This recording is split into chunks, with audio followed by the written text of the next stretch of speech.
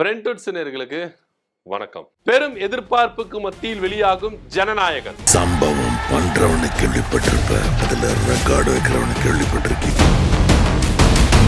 தமிழ்நாட்டின் அரசியலை திசை திருப்புகிறதா ஜனநாயகன்? ஜனநாயகன் படம் பார்ப்பதற்கு லீவு கேட்கும் அமைச்சர்கள்.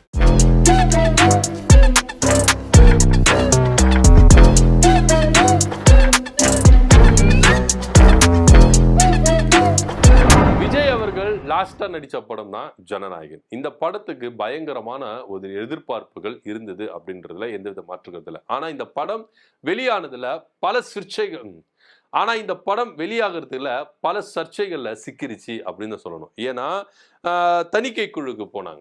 இந்த தணிக்கை குழுவில் போகும்போது பயங்கர ஒரு தடை. அந்த படம் என்ன பண்ணாங்க, தடை பண்ணிக்கிட்டே இருக்காங்க. ஆக்சுவலாக தேர்தலுக்கு முன்பாகவே இந்த படம் ரிலீஸ் ஆகிருக்க வேண்டியது. ஆனால் அதுக்கப்புறம் அது கேஸ் போராடிட்டே இருந்தாங்க. அதுக்கப்புறம் எலெக்ஷன் வந்துடுச்சு. எலெக்ஷனை காரணம் காட்டி இந்த படம் என்ன பண்ணுறாங்க, கொஞ்ச நாளைக்கு ஸ்டாப் பண்ணி வைக்கிறாங்க. தேர்தல்லாம் முடிட்டோம், எலெக்ஷன்லாம் முடிச்சுட்டு ரிசல்ட் வரட்டும், அதுக்கப்புறம் ரிலீஸ் பண்ணிக்கலாம் அப்படின்ற மாதிரி ஸ்டாப் பண்ணி வைக்கிறாங்க.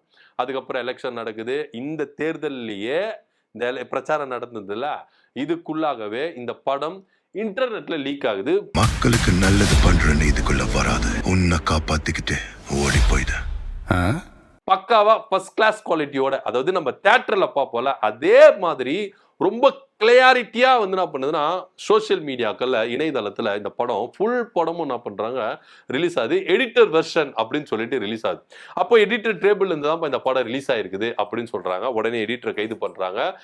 இந்த படத்துடைய தயாரிப்பாளர் வெங்கட நாராயணன் இருக்கிறார்ல, கேவிஎன் ப்ரொடக்ஷன், இவரை என்ன பண்றாருன்னா கேஸ் எல்லாம் போடுறாரு.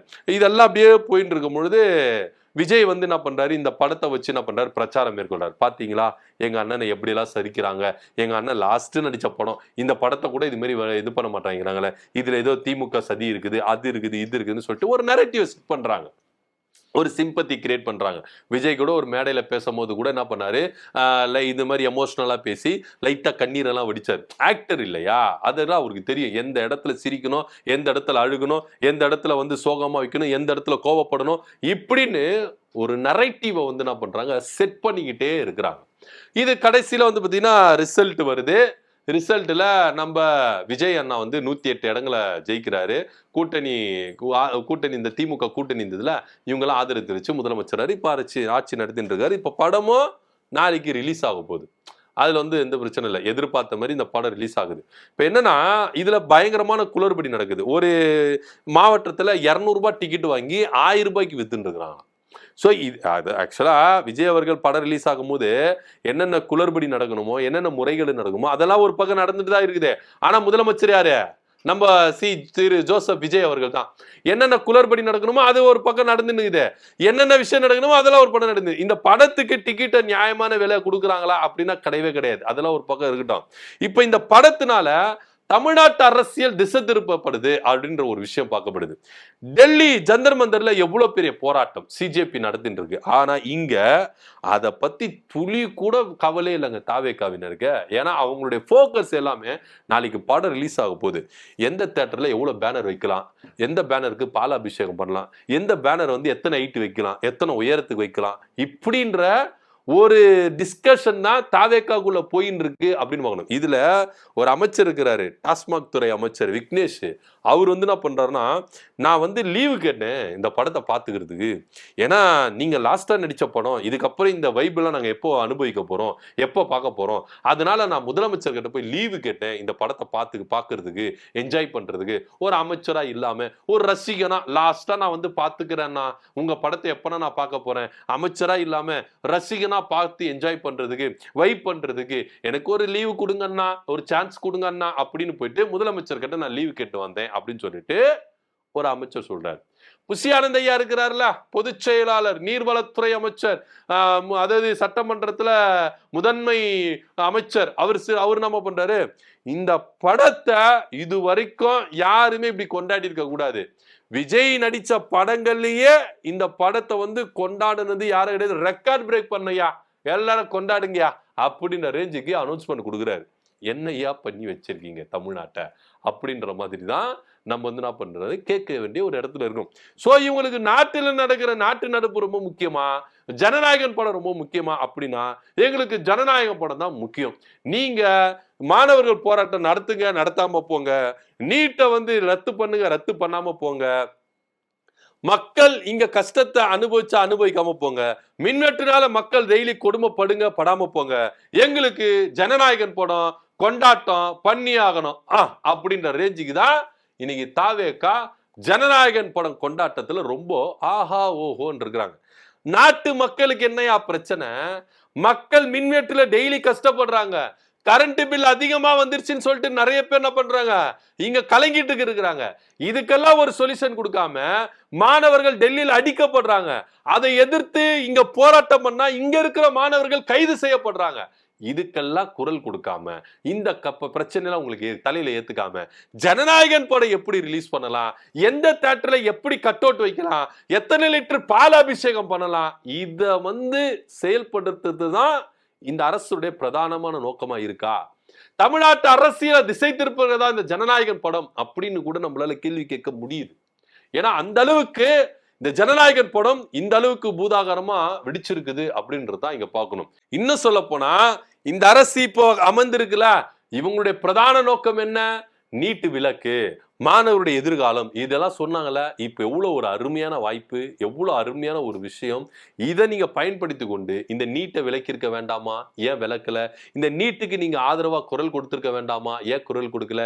டெல்லி மந்திரில் அத்தனை மாணவர்கள் தடியடினால பாதிக்கப்பட்டாங்களே, அந்த மாணவர்களுக்கு ஆதரவா விஜயனுடைய பேச்சு என்ன? அதாவது இங்க காங்கிரஸ் தலைமையிலான எதிர்கட்சிகள் போராடுறாங்களா, போராட்டங்கள், அதற்கு ஆதரவு தெரிவிக்கிறார் விஜய் அவர்கள். ஆனா மாணவர்கள் போராடுறவங்களுக்கு ஆதரவு தெரிவிச்சீங்களா சார்? அதுக்கு பதில் சொல்லுங்க சார். எதிர்கட்சிகள் போராடுறாங்க, நாடாளுமன்றத்தில் எதிர்கட்சிகள் போராடுறதுக்கு உங்க ஆதரவு தெரிவிக்கிறீங்க இல்லையே. இதே நீட்டு விலக்கு வேணும், நீட்டு இந்த குளறுபடினால இந்த அமைச்சர் பதவி விலகணும் சொல்லிட்டு மாணவர்கள் தடியடியை வாங்கி கொண்டு காயங்களை எல்லாமே வந்து பெற்றுக்கொண்டு அவங்க வந்து என்ன பண்றாங்க, அனுபவிச்சுட்டு இருக்கிறாங்க. அவங்களுக்கு ஆதரவு தெரிவிச்சாரா விஜய்? தெரிவிக்க மாட்டார். ஏன்னா அந்த போராட்டம் பாஜகவுக்கு எதிரான போராட்டம். அந்த போராட்டத்தினாலதான் விஜய் அவர்கள் என்ன பண்றாரு, இங்க ஆதரவு தெரிவிக்க மாட்டேங்கிறாரு. நீங்க எதிர்கட்சிகளுக்கு நீங்க ஆதரவு தெரிவிக்கிற விஜய் அவர்கள் ஏன் மாணவர்களுக்கு ஆதரவு தெரிவிக்கல? அந்த மாணவர்கள் அங்க பாதிக்கப்படுறாங்கன்னு சொல்லிட்டு தான் அந்த மாணவர்களுக்கு ஆதரவா இங்க இருக்கிற மாணவர்கள் அமைப்பினர் போராட்டம் பண்றாங்களே, அவங்களை எதுக்கு நீங்க அடக்குறீங்க? அவங்களுக்கு எதுக்கு நீங்க ஒடுக்குறீங்க? கேள்விகள் இருக்குல்ல. இப்போ ராஜ்மோகன் அவர்கள் சொல்ற மாதிரி மாணவர்கள் ப்ராப்பரா பர்மிஷன் கேட்டு இங்க வந்து அவங்க போராட்டம் பண்ண நாங்க அனுமதிப்போம் அப்படின்னா நீங்களே ஒரு இடத்த அலோவ் பண்ணுங்க போராடுறதுக்கு. எப்ப அங்கங்க போராடாதீங்க. அந்த மாணவர்கள் வந்து என்ன பண்றாங்க, நீட்டுக்காக தான் போராடுறாங்க, நீங்களும் அதுக்காக தான் போராடுறீங்க. நாங்க கவர்மெண்ட் என்ன பண்றோம், ஒரு இடத்த பிக்ஸ் பண்றோம், இந்த இடத்துல போயிட்டு நீங்க என்ன பண்ணுங்க, அற வழியில போராடுங்க, நாங்க உங்களுக்கு பர்மிஷன் கொடுக்குறோம்னு சொல்லிட்டு ஏன் அமைச்சர் முன் வர மாட்டேங்கிறாரு? ஏன் அமைச்சர் இதை செயல்படுத்த மாட்டேங்கிறாரு? இன்னொன்னு சொல்றேன் கேளுங்க. அறிவு தெருக்குறள் அறிவு இருக்கிறார்ல, தலைமைச் செயலத்துக்கு முன்னாடி என்ன பண்ணாரு, ஒரு ஆர்ப்பாட்டம் ஒண்ணு பண்ணாரு. உடனே காவல்துறை கைது பண்ணாங்க. உடனே அவர் என்ன பண்ணாங்க, தலைமைச் செயலத்துக்கு கூட்டு போனாங்க, கீழே இறங்குனாங்க. விஜய் பார்த்தாரா, என்ன பேசினார், ஏது பேசினார், ஆதவர்ஜனா சொல்ற நம்ம தம்பிங்க அவரு அப்படின்னு சொன்னார்ல. இப்ப அவரு ஒரு விளக்கம் கொடுத்திருக்காரு. என்ன தெரியுமா சொல்லியிருக்காரு, நான் முதலமைச்சரே சந்திக்கல, முதலமைச்சர் என்ன சந்திக்கவே இல்லை, ஆதவர்ஜனா மட்டும் தான் நான் பார்த்து பேசினாரு, ஆதவர்ஜனா நான் பேசினேன், என்ன முதலமைச்சர் சந்திக்கவே இல்லை சொல்லியிருக்காரு. அவரு அறிவு சொல்லியிருக்கிறார். சோ இந்த அரசு நீட்டு விலக்குக்கு எதிராக இருப்பாங்களே கண்டி ஆதரவா இருக்க மாட்டாங்க. மு.க. ஸ்டாலின் அவர்கள் சொல்றாரு, இதுக்கு இவ்வளோ போராட்டங்கள் பண்றீங்களே, இவ்வளோ பிரச்சனை பண்றீங்களே, எனக்கு ஒரே ஒரு தீர்வு என்னன்னா நீட்டை விலக்கிடுங்க, எல்லா பிரச்சனையும் முடிஞ்சிருச்சு, அவ்வளவுதான். அதை ஏன் போல்டா விஜயால சொல்ல முடியல? எதிர்கட்சி சொல்லுதுங்க, ஆளுங்கட்சி ஏங்க சொல்லல? ஏன்னா பாஜகவை நாங்க எதிர்த்துக்க மாட்டோம். இது ஒருவேளை இப்படி சொல்லிட்டாருன்னா பாஜகவுக்கு கோவம் வந்துடும். அதனால நாங்க பாஜகவை எதிர்க்க மாட்டோம், அதனால நாங்க அமைதியா தான் இருப்போம். ஆனா ஒப்புக்கு சப்புக்காண்டி நாங்க என்ன பண்ணுவோம், எதிர்கட்சிக்கு ஆதரவு தெரிவிப்போம். எதிர்கட்சி கூட யாருக்கு ஆதரவு தெரிவிக்கிறீங்க? காங்கிரஸுக்கு. ஏன்னா கூட்டணியில் இருக்கிறதுனால. ஏன்னா இன்னைக்கு நீங்க ஒரே ஒரு விஷயத்த மட்டும் பாத்துங்க, வைகோ அவர்களா இருக்கட்டும், திருமாவளவன் அவர்களா இருக்கட்டும், அதே போல இடதுசாரிகளா இருக்கட்டும், காங்கிரஸா இருக்கட்டும், தேசிய அரசியலை பத்தி இவங்க இங்க வந்து தமிழ்நாட்டுல பேசுறாங்களா? இங்க நீங்க வைகோ கூட எங்க போனாரு? எங்க குரல் கொடுக்கவே இல்லையே. ஏன் குரல் கொடுக்கல? பல கேள்விகள் இருக்கு. துரை வைகோ நாடாளுமன்ற உறுப்பினர் தானே. துரை வைகோ இதை பத்தி கேள்வி கேட்டிருக்காரா? இந்த மாணவர்கள் போராட்டத்துக்கு ஆதரவு தெரிவிச்சிருக்காரா? திருமாவளவன் ஆதரவு தெரிவிச்சாரு, சிபிஐ ஆதரவு தெரிவிச்சிருக்கு, அதே போல இடதுசாரிகள் ஆதரவு தெரிவிச்சிருக்கு. ஏன் துரை வைகோ ஆதரவு தெரிவிக்கலாம்? ஏன்னா விஜயனுடைய போக்கு எவ்வழியோ அவ்வழிதான் மதிமுகவுடைய வழி அப்படின்றத இங்க வெட்ட வெளிச்சமா போட்டு காமிக்கிறாங்க. இது எல்லாத்தையும் உன்னிப்பா நம்ம கவனிக்கணும். இன்னைக்கு திமுக கூட்டணியில் இருக்கும் போது தமிழ்நாட்டு அரசியலை பத்தி பேசுனாங்க, தேச அரசியலை பத்தி பேசுனாங்க. இன்னைக்கு தாவேகா கூட்டணியில இருக்கும் பொழுது தேச அரசியலை பேசுறதுக்கு ஏன் பயப்படுறீங்க, ஏன் அஞ்சுறீங்க? ஏன்னா தாவேகா பாஜகவுக்கு சப்போர்ட் பண்ணுது, தாவேகாவுக்கு சப்போர்ட் பண்றவங்க இவங்க. சோ இதனாலதான் நீங்க திமுக கூட்டணியில இருக்கும் பொழுது தேசிய அரசியல எந்த அளவுக்கு வலுவா பேசுற கட்சிகள் எல்லாம் இன்னைக்கு ஏன் போய் ஓடி ஒலிங்கிறீங்க? கேள்விகள் வருதா இல்லையா? அப்போ இங்க யாருக்கு நீங்க திருப்திப்படுத்துறதுக்கு இங்க அரசியல் செய்றீங்க? பல கேள்விகள் இங்க முன்வைக்கப்படுதுங்க. ஆனாலும் இங்க போராடுறவன் இன்னும் போராடிட்டு தான் இருக்கிறான் அப்படின்றது தான் நிதர்சனமான உண்மையா இருக்கு. இன்னைக்கு இந்த பிரச்சனைகளை பத்தி கவலை கிடையாது, இந்த போராட்டங்களை பத்தி கவலை கிடையாது, நாட்டில் நடக்கிற எதை பத்தி எங்களுக்கு கவலை கிடையாது. ஜனநாயகன் படம் மட்டும்தான் எங்களுடைய பிரதான கோரிக்கையா இருக்கு. பிரதான பிரச்சனை ஜனநாயகன் படம் தான் அப்படின்னு ஜனநாயகன் படத்தை தலையில தூக்கி வச்சுட்டு ஆடிட்டு இருக்காங்க.